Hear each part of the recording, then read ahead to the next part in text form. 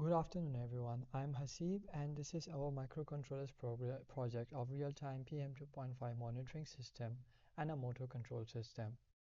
I am Haseeb Ali, and this is my teammate Napat will also be presenting with me.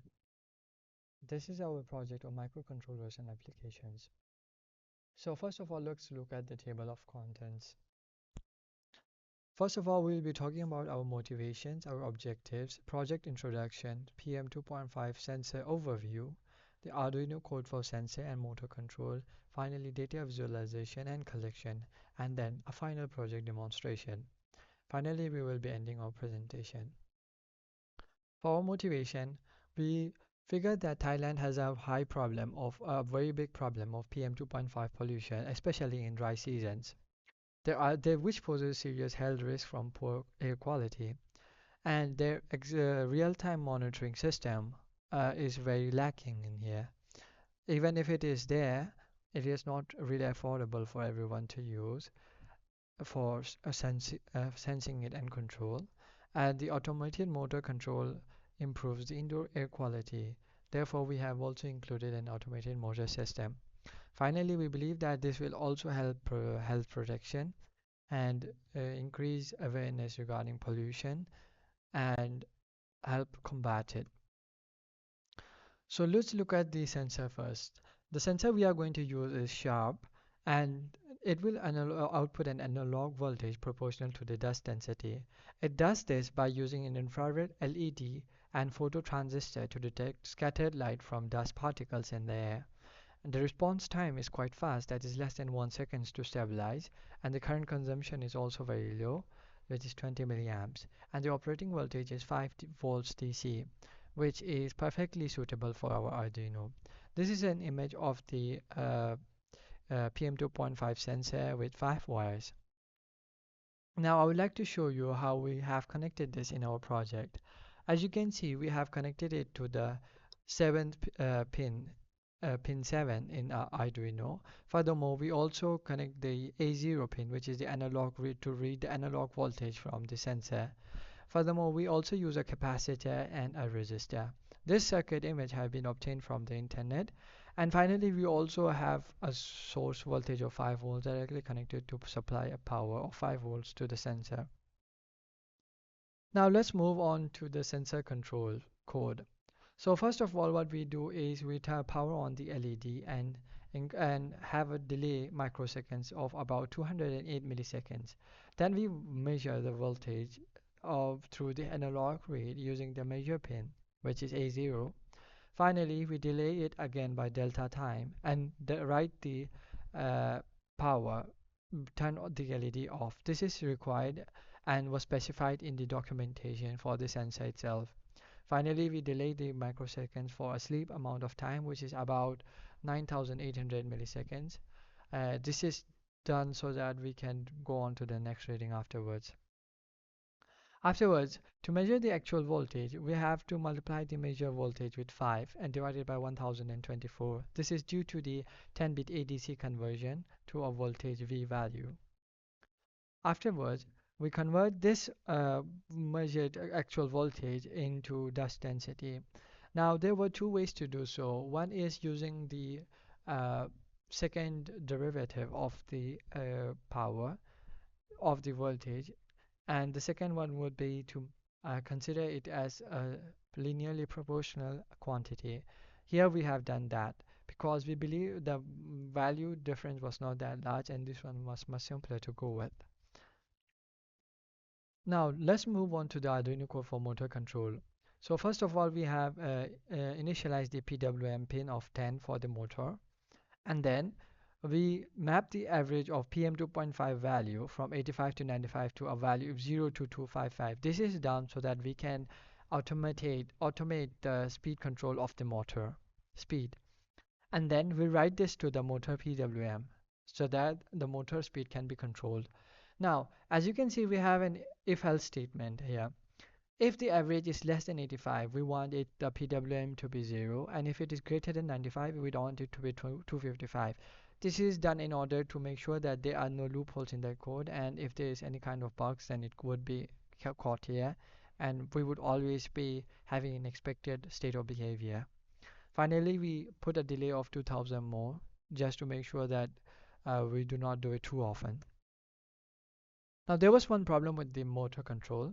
So PWM pin supplies very low current, that is only 20 milliamps, and this can destroy the Arduino board because our motor, DC motor of 5 volts, will try to get more power than is there, and that could destroy the board. So what we need to do is we need to use a MOSFET to control the motor speed. So for this purpose, we used an N MOSFET using motor control, and this is our circuit that we first visualized and made in Tinkercad before moving on to the actual one. So as you can see, we use a diode between the motor to make sure that there is no current backflow, and then we use an NMOS resistor. With the NMOS resistor, we have connected a resistor of about 8 kilo ohms. Usually it should be 10, but we had a shortage of resistors, so we went for 8, but that is also fine. And finally, we connect the motor directly to the 5 volts so that it could be supplied the power through the Arduino board using the 5-volt pin instead of the PWM pin.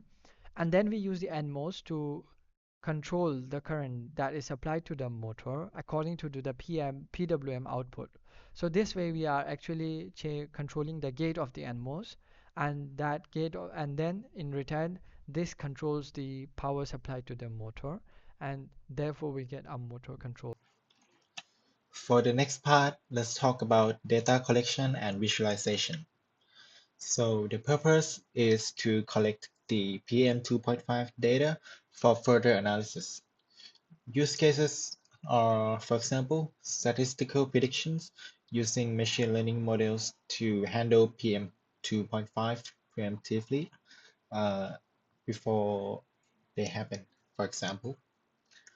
And the variables we'll be tracking is the moving average of the dust density, as it is a very good predictor of the current PM2.5 situation, and using the moving average gives a robust value that protects against the sensor fluctuation.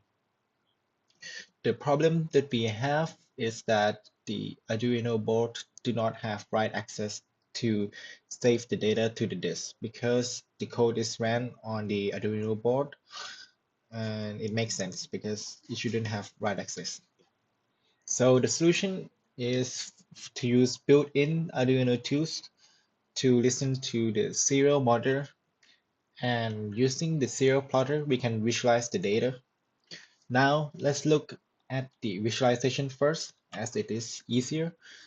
We use the serial plotter tool, which is the tool built in Arduino.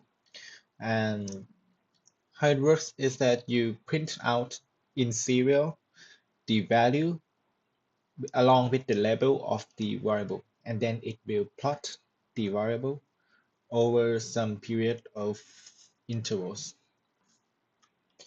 Next, let's look at the data collection. Here we'll use PySerial because the problem that we have stated earlier on is that Arduino cannot write to PC directly.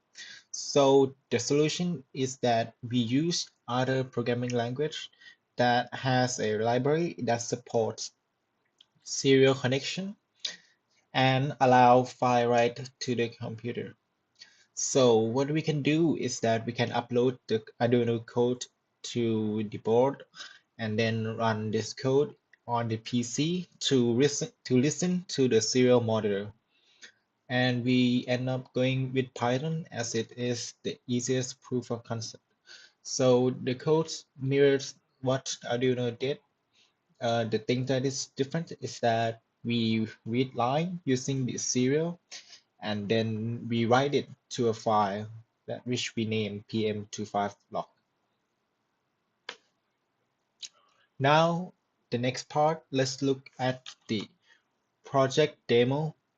Please enjoy. Okay, this is our project on Arduino, and this is the demonstration. So first of all, I will load the program into the Arduino board as well and start the serial plotter at the same time. So as you can see right now, the light has been disconnected, which means the value is not being read as much. and then we are gradually starting to read the Arduino dust sensor. Now this average value is gradually increasing, but it's not too high for now, which is why we do not see it turn on for the moment. Now I will try to put a smoke in this place so that we can gradually increase the speed as soon as possible, and you will see that gradually it starts increasing and the value will gradually start increasing one by one. Now we can see that the speed of the motor changes according to the value of the sensor. So as the sensor value keeps increasing, we get more, but now it will decrease because the smoke has been turned off. I will try to put more smoke into this, and as you can see, the speed of the motor starts increasing and the bulb is even more brighter. This ends the demonstration for our project. Thank you very much.